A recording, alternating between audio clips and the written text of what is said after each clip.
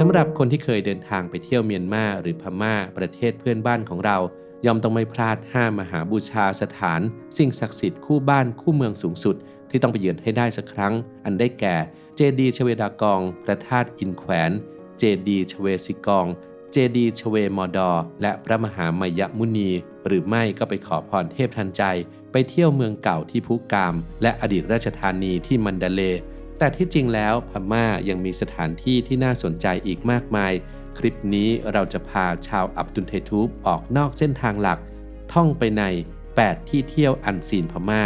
ไปติดตามกันครับ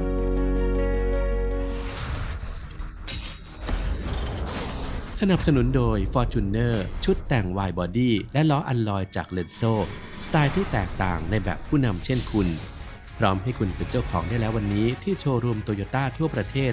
ครบจบในที่เดียวพร้อมทางเลือกสบายๆด้วยการผ่อนรวมกับตัวรถได้โดยไม่ต้องจ่ายเต็มก้อนสะดวกสุดๆไปเลยครับ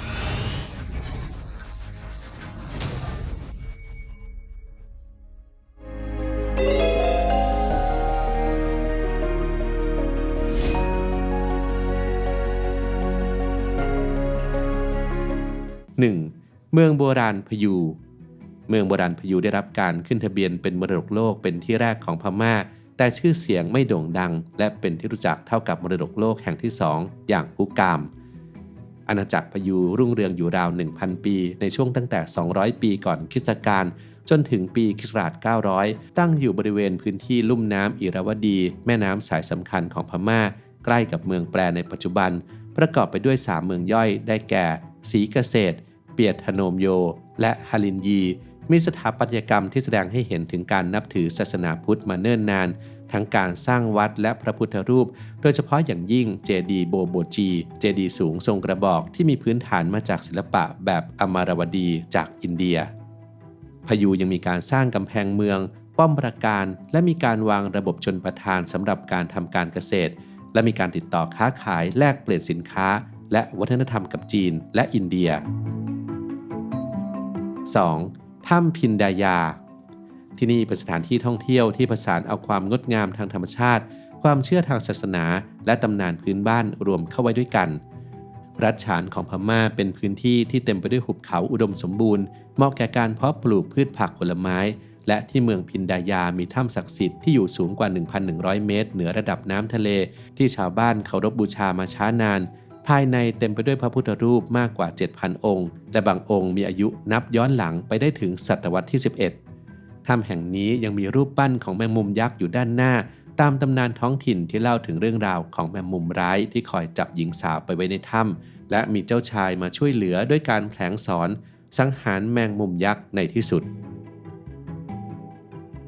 3. เดินป่าที่กะลอเป็นอีกหนึ่งเมืองในรัฐฉานที่ตั้งอยู่ท่ามกลางหุบเขาราว 1,200 เมตรเหนือระดับน้ำทะเล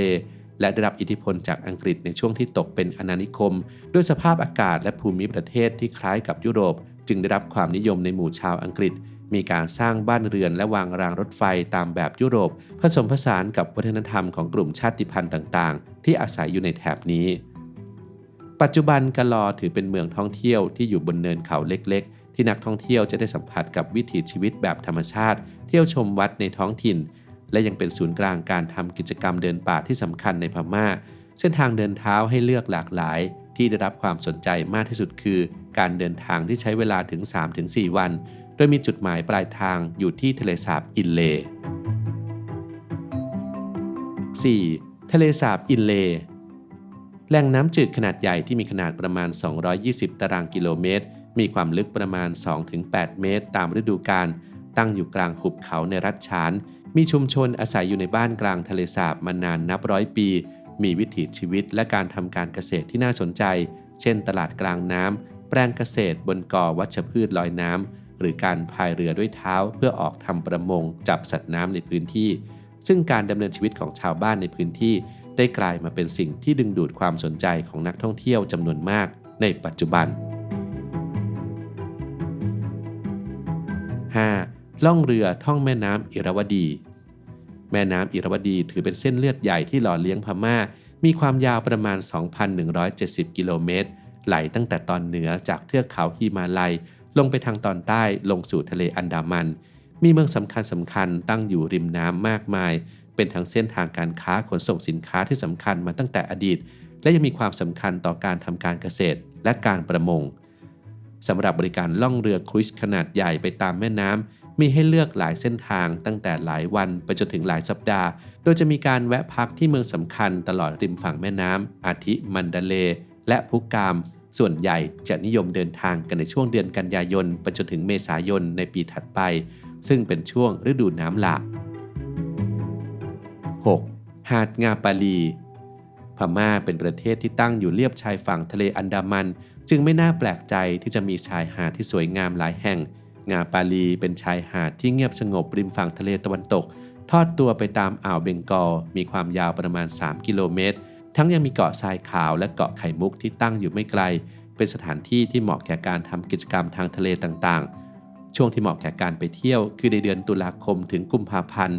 ที่หาดงาปาลีนอกจากจะได้รับความนิยมจากนักท่องเที่ยวแล้วยังเป็นแหล่งค้าขายอาหารทะเลที่ชาวประมงหามาได้จากท้องทะเลอันอุดมสมบูรณ์ 7. หมู่เกาะมาริด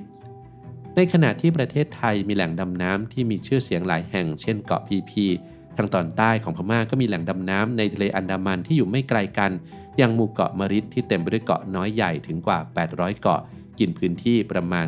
36,000 ตารางกิโลเมตรซึ่งเงียบสงบและไม่พลุกพล่านเท่ากับในฝั่งไทยและอยู่ในสภาพที่สมบูรณ์มากกว่าเหมาะกับนักดำน้ำที่มีประสบการณ์ซึ่งมักจะนิยมมาสังเกตการสัตว์น้ำหายากอย่างฉลามวาฬและกระเบนราหูช่วงเวลาที่เหมาะจะมาดำน้ำคือตั้งแต่เดือนพฤศจิกายนจนถึงเมษายน 8. เทศกาลโคมไฟตะสวงแดง